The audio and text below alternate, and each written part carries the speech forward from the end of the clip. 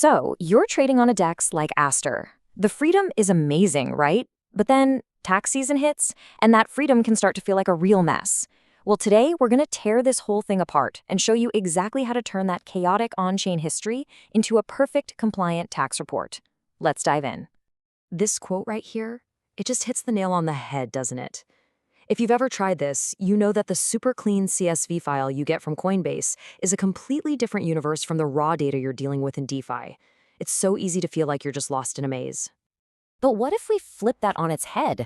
What if your on-chain history isn't the enemy here? What if it's actually the opposite, a perfect, totally auditable ledger of everything you've ever done? You see, the real challenge isn't the data. It's just learning how to read it and use it the right way. All right, first things first. The most critical step is classification. Before you can even think about plugging numbers into a spreadsheet, you have to understand what your on-chain actions actually mean from a tax perspective. So, let's break down the main activities you're going to see. First up, perpetual futures. Here's the thing you absolutely have to remember. Just opening a position, even a leveraged one, isn't a taxable event. The only moment that matters for taxes is when you close that position. That's it. That's when your profit or loss becomes realized, and that's what you have to report as a capital gain or loss. Okay, now here's a detail that trips up so many traders. Funding rates. You know those small hourly payments you either get or have to pay on your open positions? Well, those are not capital gains. They're usually treated as ordinary income or expenses, a totally separate bucket you have to keep track of. And then we have staking. Let's be clear, if the Aster tokens you already own just go up in value, that's an unrealized gain, no big deal yet. But the new tokens or points you earn from staking, that's income. It gets taxed based on its dollar value the very moment you claim it. And that value also becomes the new cost basis for those assets moving forward. So let's just put this all in one place, right? It's pretty wild when you see it laid out. You've got 3 common activities happening on the exact same platform, but each one gets a completely different tax treatment. Closing a trade is a capital event. Funding rates and staking rewards, that's ordinary income.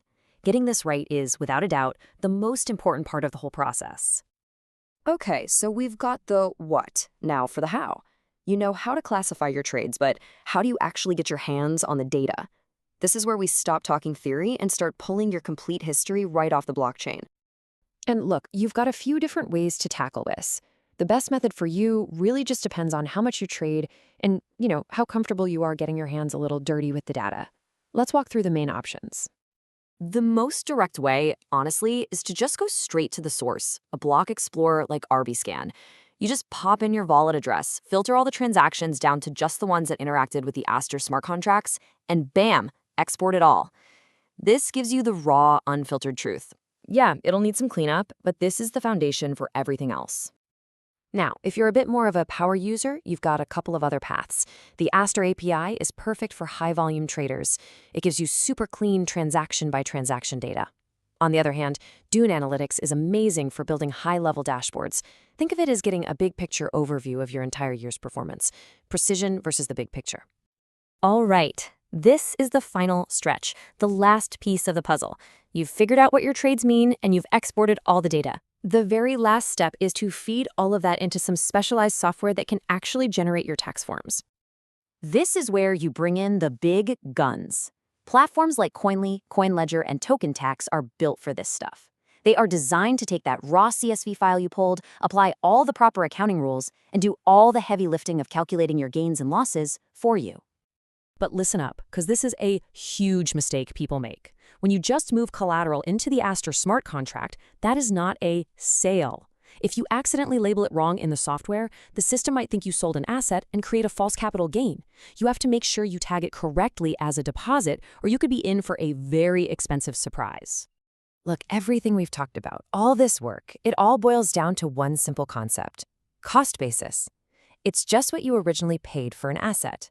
The tax software uses methods like FIFO, which stands for first in, first out, to figure out your profit or loss on every single trade. And it can only do that correctly if the data you feed it is perfect. Okay, to wrap this all up, let's do a quick-fire FAQ round. We're going to tackle some of the most common and, frankly, highest-stakes questions that DeFi traders ask all the time. This one's a classic. You're just swapping USDC for USDT. It's all just dollars, right? There's no real profit, so is that even a taxable event? Believe it or not, the answer in most jurisdictions is yes. The thinking is that you are technically disposing of one asset, USDC, to acquire a totally different one, USDT. So even if your gain or loss is practically zero, it's still considered a reportable event. Next up, what about free money? You get an airdrop of Aster points. It just shows up in your wallet. Do you actually have to report that? You guessed it. Yes. Airdrops are almost always treated as ordinary income. The amount you have to report is the fair market value of those points on the exact day they landed in your wallet. And lastly, this one's tough but super important.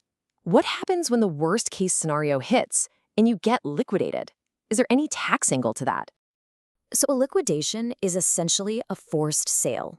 The system sells your collateral, which makes it a taxable event. You report it as a capital loss. And here's the silver lining. While it's obviously a painful moment financially, that loss can be really valuable because you can use it to offset other capital gains you might have. So let's bring it full circle. That messy, intimidating on-chain history isn't a liability. It's your single greatest asset. It's a perfect, unchangeable record of everything you've ever done. The only question left is, are you ready to use it? Thanks for tuning in.